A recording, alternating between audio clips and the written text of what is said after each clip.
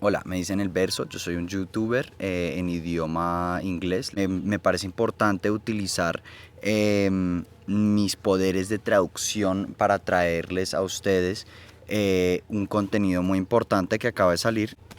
Esta va a ser la traducción de la charla TED del 20 de marzo de Bill Gates. TED es una fundación que distribuye ideas que valen la pena. No sé por qué hago así, pero son ideas importantes que valen la pena. Entonces, empezamos. Chris Anderson, el fundador de TED, le pregunta a Bill Gates, ¿cómo estás? Y el señor Gates responde que tengo fortuna de que puedo conectar por videoconferencia con los miembros de mi equipo y ya tenemos una historia de hacer eso. Estamos trabajando muy duro, pero igualmente es miedoso para todo el mundo. Chris le pregunta, ¿tú también estás en tu casa entonces como el resto de nosotros? Y el señor Gates dice, sí, yo llevo días sin verle la cara a ningún trabajador, ni empleado, ni socio.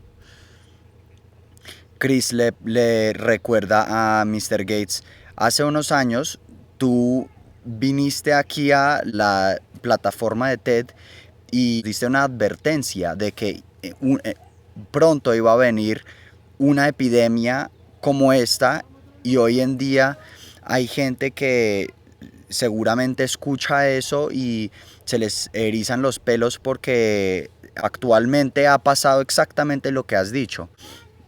El señor Gates responde, yo tenía esperanza de que con Zika y Ebola y SARS y MERS, pues la gente entendiera que el mundo es diferente y que hoy estamos más conectados. Y eso se traduce a más desastre, a un desastre mayor.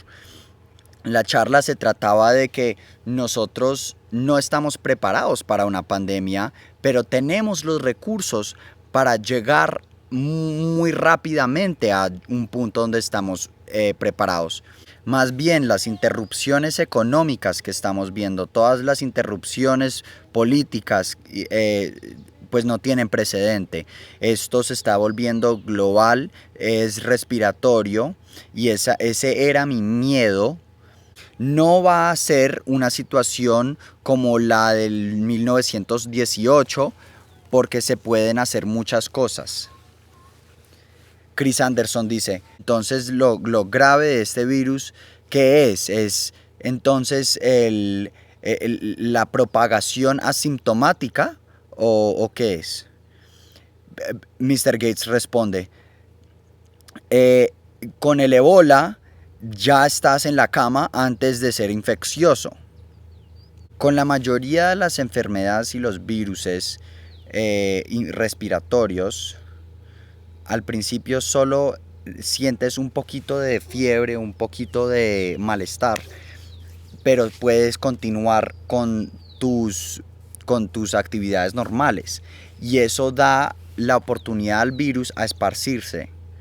La diferencia entre este caso y el caso del 1918 es que hoy en día la gente se mueve mucho más, y eso obviamente hace que esto sea mucho más grave. Obviamente eso se contrarresta con un sistema médico que es mucho más comprensivo hoy en día. Entonces, ¿cuándo se volvió claro en tu mente que teníamos que actuar ya porque esta era una pandemia seria? Bueno, en enero, responde el señor Gates, el 23 de enero fue que la China reaccionó con el equivalente a un toque de queda, que resultó en un decrecimiento de infecciones dramático. Chris pregunta, para mí es un misterio qué fue lo que pasó en este mes perdido de febrero. A principios de febrero, finales de enero, qué estaba pasando? ¿Tú, a quién le estabas hablando? ¿Qué estaba pasando detrás del escenario? El señor Gates responde, pues estábamos esperando ingresos y recursos de los gobiernos. Hubo un periodo en el que debimos haber hecho más. Lo importante es que en el ámbito de hacerle pruebas a la gente para confirmar la enfermedad, seguimos muy mal.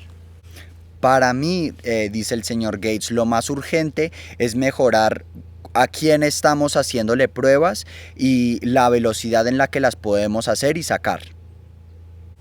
Ahora, Chris le pregunta, ya vamos a hablar de la cuarentena, pero antes de hablar de eso, a mí me confunde con un mes de anticipo, con tantos epidemiólogos en los Estados Unidos, por ejemplo, que ya tenían los números, ya sabían qué era lo que iba a pasar, ya sabían, millones de personas pueden morir. Entonces, ¿cuál es tu explicación? ¿Qué pasó en los Estados Unidos el mes de febrero que no salieron ningún tipo de infraestructura para sacar pruebas? ¿Qué fue? ¿Fue problemas del gobierno? ¿Qué pasó? El señor Gates responde, bueno, definitivamente el febrero no hicimos lo que debimos haber hecho. La buena noticia es que las máquinas de PCR existen en los Estados Unidos.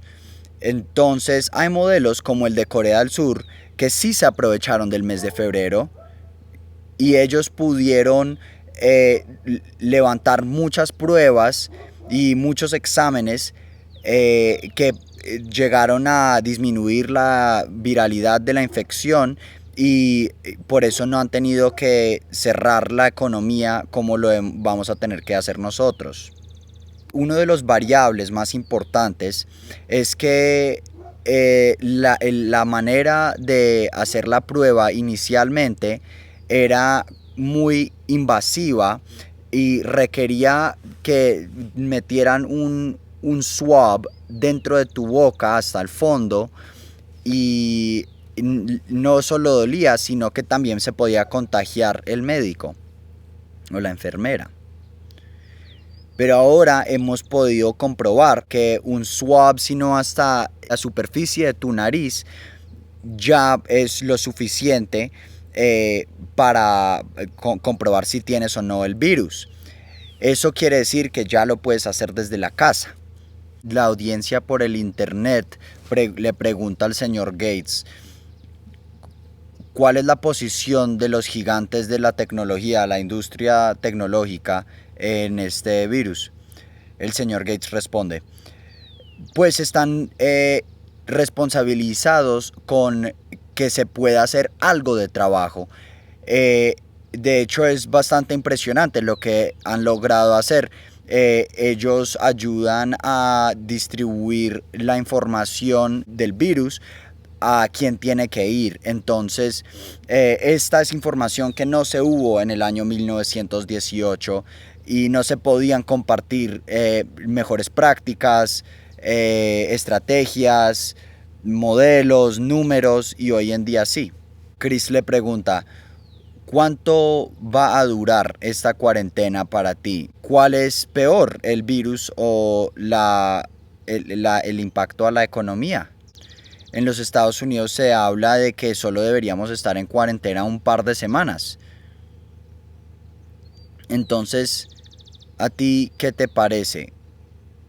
¿Cuál es la mejor estrategia de cuarentena?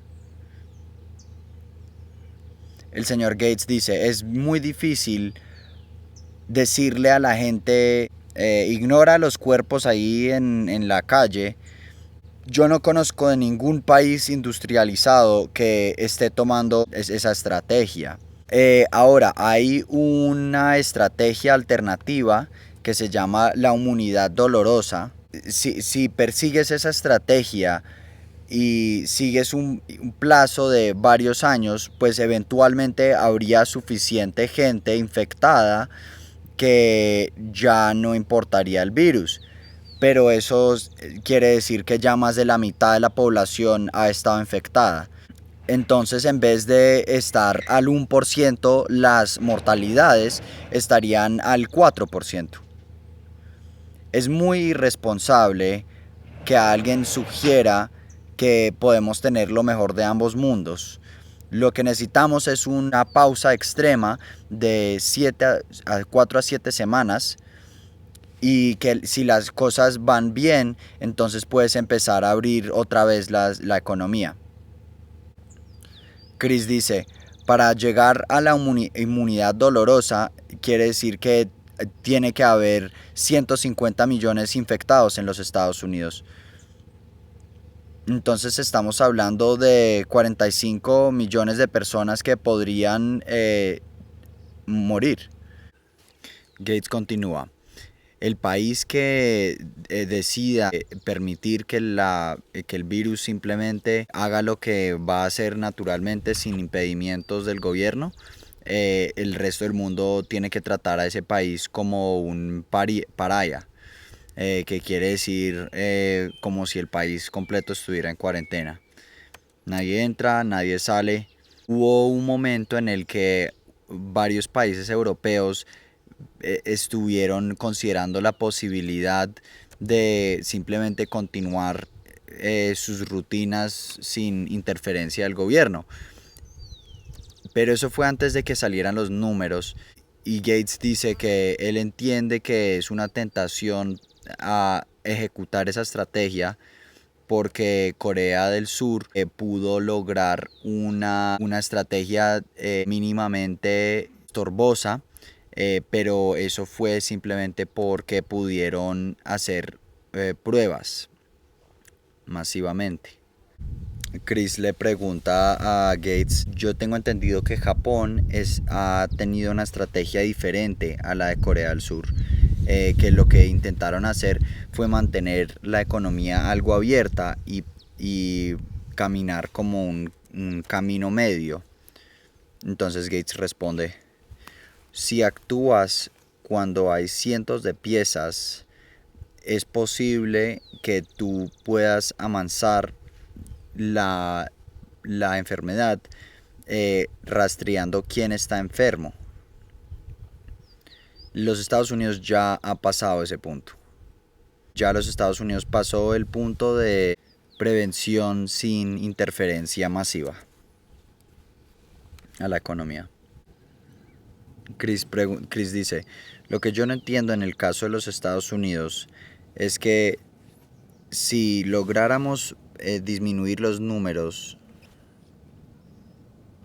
de infectados,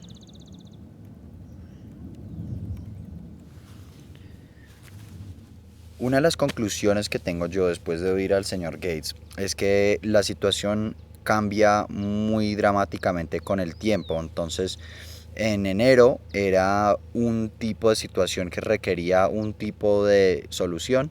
En febrero era algo diferente que requería otra vez una solución distinta. Y hoy en día también hemos llegado a un punto en el que es una situación diferente que requiere una solución diferente. Entonces,